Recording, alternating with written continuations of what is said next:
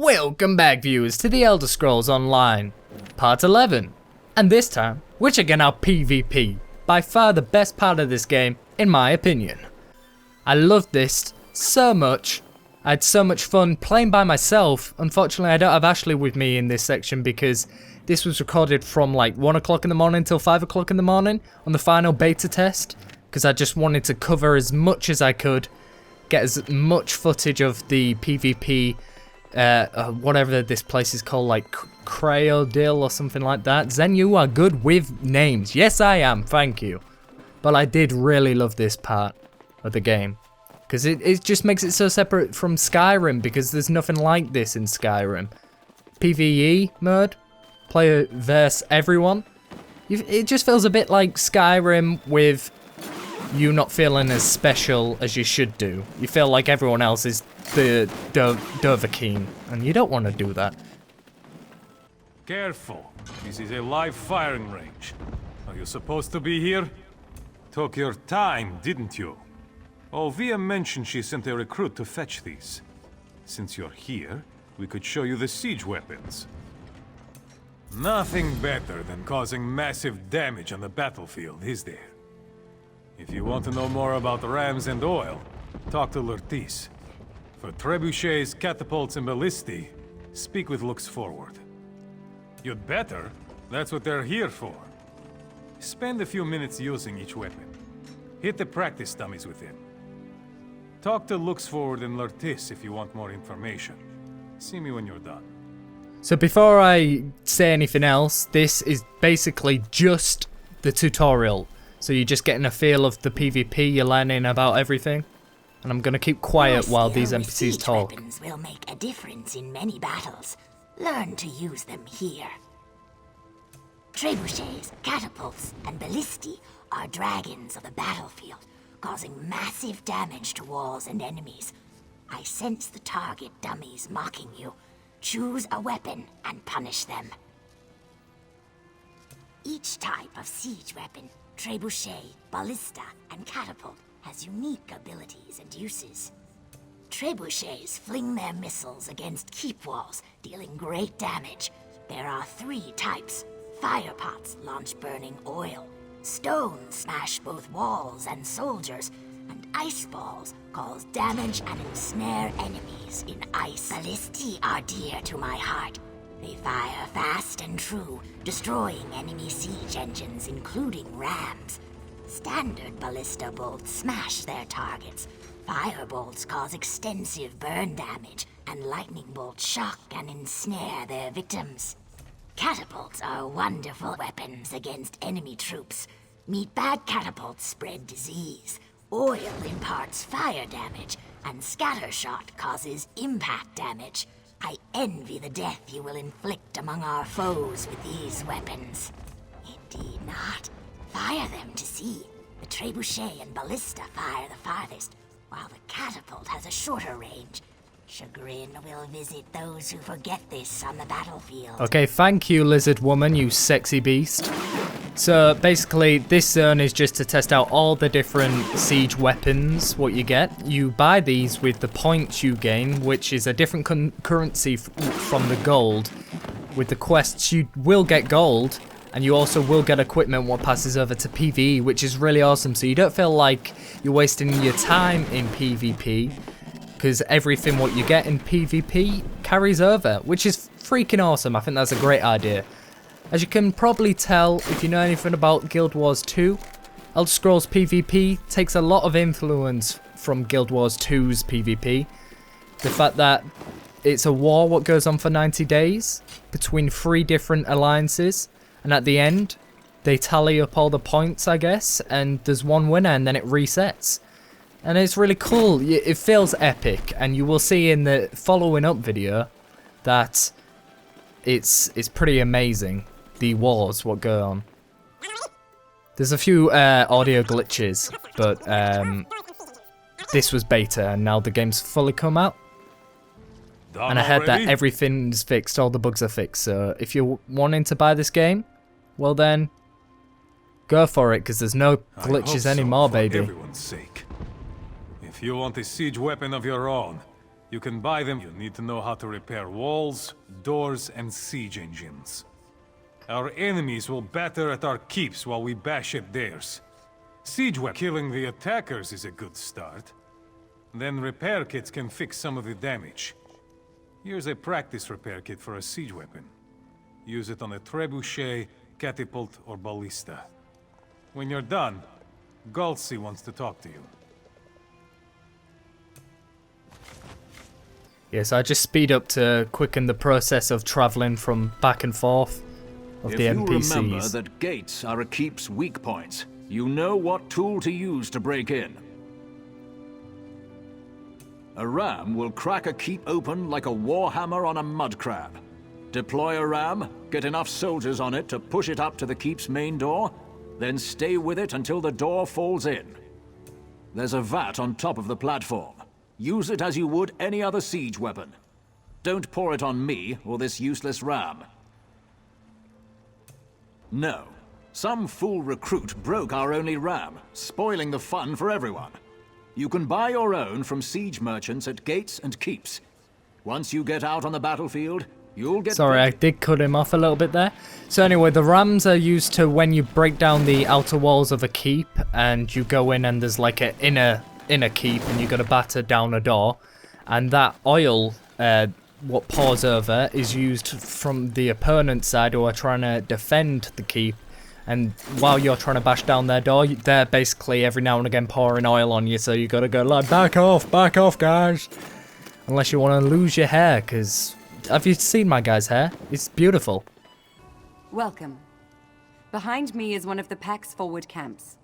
Placing these near a battle site will speed our warriors into the fight, often making the difference between glorious victory and ignominious defeat. Grand Warlord Zimmerin wants every recruit to have a limited version of our forward camps. Full versions can be obtained from siege merchants. Your time here is done. So here you can see I just got some green coins and some gold coins. Temple of Chim. He will show you what we and the green coins are mainly for buying the siege weapons and repair kits and just stuff just to what's involved in the PvP zones. That doesn't carry over to PvE, but it's really good. You gain a lot of equipment when you do quests in here, and the equipment's a lot better than what I've received in PvE. So when I was back in there, I was back in PvE, I was whooping ass like no other. People were running away because they were like, Zen's a bad mamba jamba. Walk softly, warrior. You are in the presence of great power.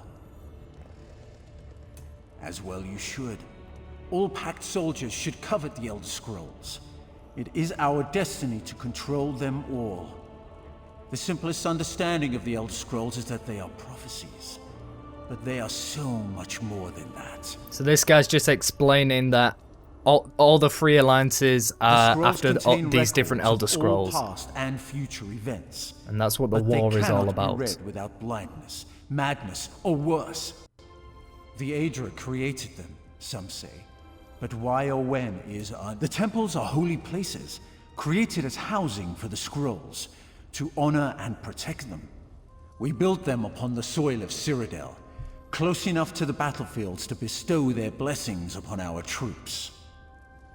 The Grand Warlord orders these attacks. Access to each scroll is blocked by a gate. To unlock it, both keeps protecting it must be taken away from the alliance that holds the scroll.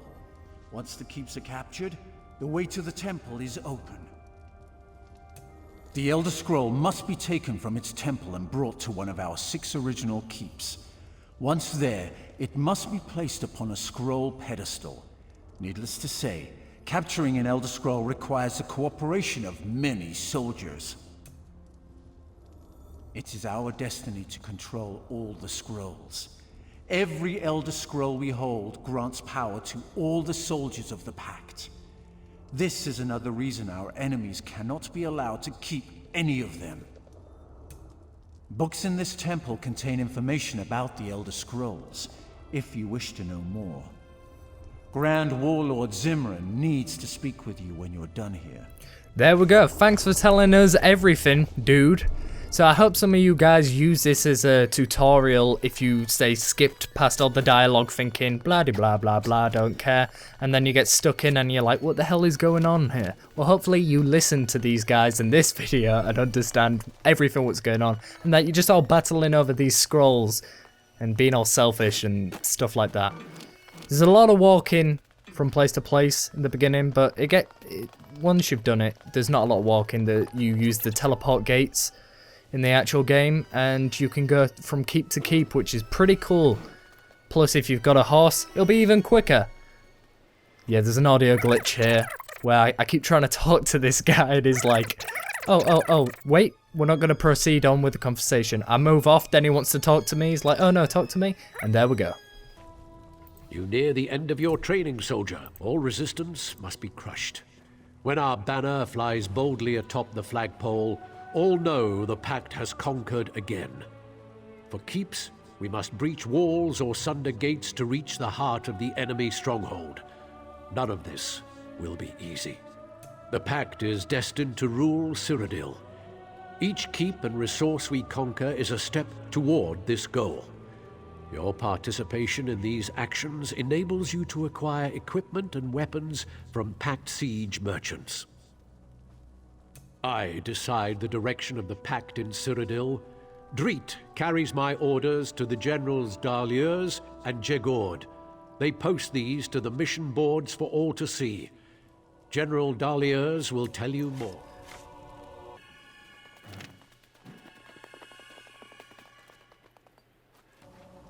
I extend the claw of welcome, warrior. The Grand Warlord has much on his mind. Be grateful for a few minutes of his time. To me come Grand Warlord Zimmerman's orders. These I post to the boards that flank me. Which should we discuss? Even the newly hatched can understand bounty missions. The task is to kill enemy soldiers. All that lives must die. These missions seek to hasten that day for our enemies. Information is critical to our efforts. A scouting mission sends you to a target deep in enemy territory. The Swamp Eel sees but is not seen. Be the Swamp Eel, then return here. General Jegord supervises the other missions. Speak with him to learn about them. He glares at us from across the way. Do not be shy. Jegord hisses loudly. So these are but basically seldom all the bites. tutorial missions what you get at the start, and they're fairly easy. And then after that you get a load of daily quests. Yes? What is it? Got tired of you pestering her, eh? Very well. I administer the battle and warfront missions. Go ahead, ask me about them. Battle missions send small groups of soldiers to capture enemy resources. Each keep is supported by a farm, lumber mill, and mine. Denying the enemy these resources is the first step to claiming that keep for the Pact. A warfront mission targets one of the enemy's keeps. Controlling keeps is the key to conquering Cyrodiil. This is a major effort, though. Go in without a large force, and you're all going to die. There's always more to learn, but the battlefields will be your teacher from this point on. The mission boards await. Start with a scouting mission. You're less likely to die on one Oh, of don't worry, those. man. I will die, as you will see later on. So these are boards with a load of different quests, and you just seem to complete them. Like there's one quest where you have to kill 20 enemy players, and you'll get it again and again and again. Greetings, warrior. Are you ready for a mission of critical importance to the Pact? Yeah, his audio doesn't play there for some reason. So yeah, those missions there, those quests, they just keep coming back. And at first I'm like, oh, can I only pick one at a time? So I cancel that, thinking I'm gonna look through and see which ones I can accept. But you just accept all of them, and then you go out and complete as many as you can, so you don't have to complete one, come back, complete one, come back. You just go out, finish them all, come back to the main city, and get all the goodness, all the gold. The map is huge.